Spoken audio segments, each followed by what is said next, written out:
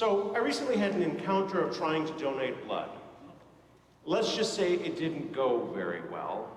I donated a little, but then something happened and there were some complications. And up until that moment, I really hadn't thought much about this idea of donating blood, right? For me, this was just something I normally do.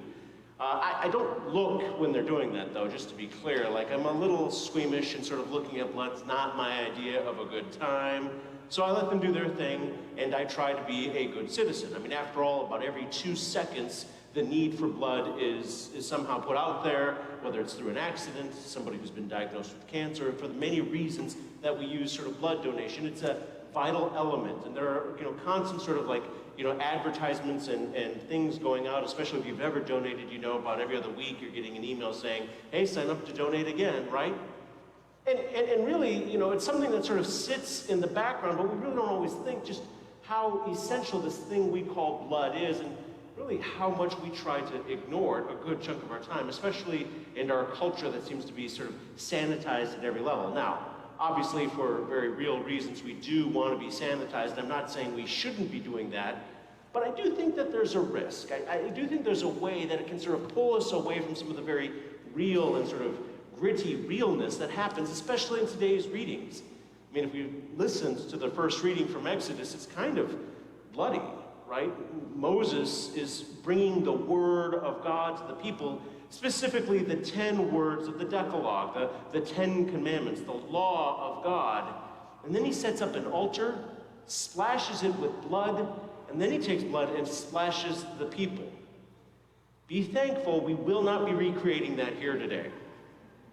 But it's an essential idea that one who sort of uses this blood as an identifier, right? Like we talk about blood siblings, or this old idea of blood brothers and blood sisters, and what that all means is the sense that we have this familial tie, that there's something within us that shares a common sort of ancestry, a common lineage, a common home. And this reality is when Moses sprinkles the people of God with his blood, it is saying we are all the same people. We are all of this sort of covenant, this relationship, and this blood family. It's something that we don't really think about, but it is so essential to who we are. Or even just the way that we recognize, what does it mean to sort of be earthly and physical, right? It isn't until you have a cut or that you suddenly need blood that you probably think about it. That somehow your life is being affected in a way of the very substance that brings life all through you every moment of the day, right? We don't have to think about our hearts beating, they just do it. I mean, in healthy people, of course, right? Like the sense in which our heart is always maintaining that rhythm. Right? If you've ever kind of been working out or training for something, sometimes the only way you can really train like across disciplines, this is especially true for like triathletes, I've been told, because I can do one sport, but not 3. That sense in which, recognizing the beating of your heart is the only way you can tell that you're working at the same intensity across those sports. Paying attention to that very essence. And, if you're not training, how often do we actually stop and check our pulse? Just sort of listen to the rhythm of our bodies as it sort of beats every second, or maybe multiple times a second, depending on your resting heart rate. This very life-giving thing of our bodies filled with this stuff we try to ignore called blood. And here we've made an entire feast about that very understanding of who we believe Jesus is. Who we believe Jesus is, not just in the person of Christ, but in what we celebrate on this altar. Celebrating the body and blood of Christ, that our ordinary bread and wine is actually transformed into some of the most miraculous substance. This ordinariness, this plain old thing that, if you've had communion before, it's not the best tasting food in the world. And yet, that power of God to transform the most ordinary into some of the most extraordinary, I think is a wonderful foundation for who we believe we are when we say we too are the body and blood of Christ. That we have a rhythm, we have community, we have a participation in this great mystery. That the idea of the body and blood of Christ being sacrificed on the altar is an absolute necessity, but it is also equally necessary for people to be present here, physically with us. And in this pandemic, we've had to sort of come to terms with, online watching and the various forms in which we've been celebrating, but there is really no substitute. There is no substituting this community without your very presence. And my friends, I'm here to say, your presence is so absolutely wonderfully enjoyed.